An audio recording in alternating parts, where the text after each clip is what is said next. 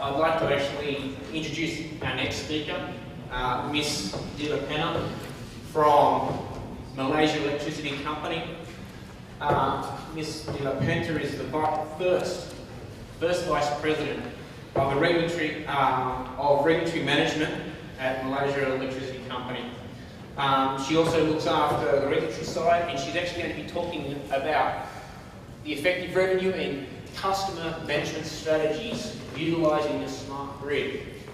A very interesting topic, I'd have to personally say myself, in respects to how we actually talk with our customer and actually sell the value proposition of a smart grid, especially when we all know it's going to cost the customer a little bit more. So I'd like everybody to welcome Ms. Pena to the actual stage. Thank you.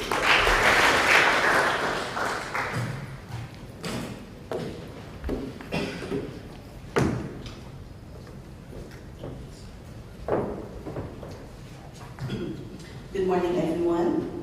I'm grateful for this opportunity to be able to address you this morning on a journey that many utilities are embarking now. It's on the smart grid. So, and especially the topic, capitalizing the smart grid for effective revenue and customer management strategies.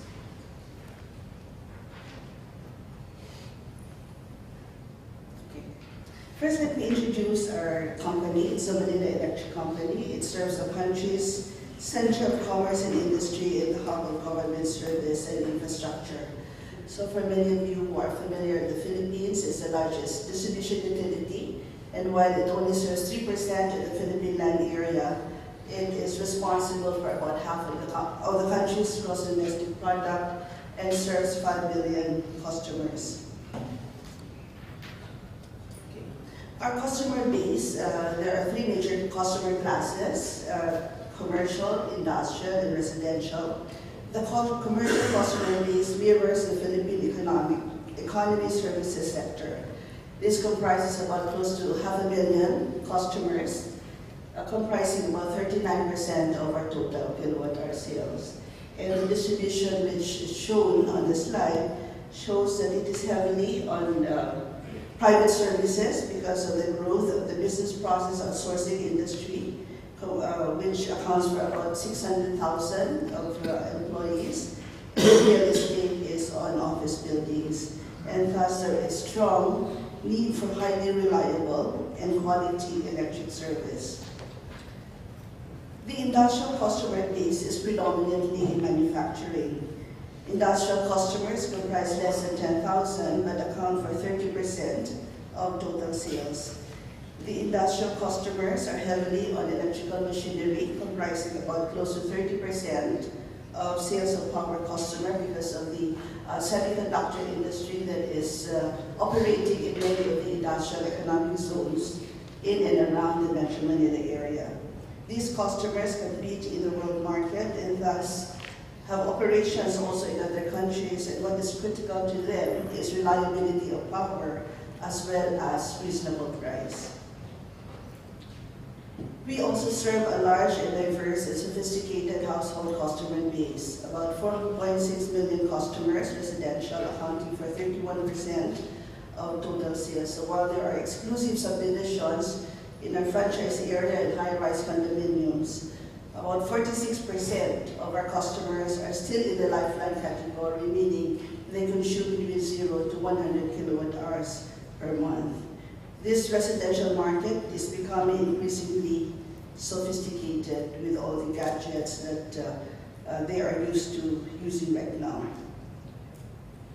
As a distribution utility, Meralco is the customer interface of the supply chain, which is from generation, transmission, and eventually going to the customers.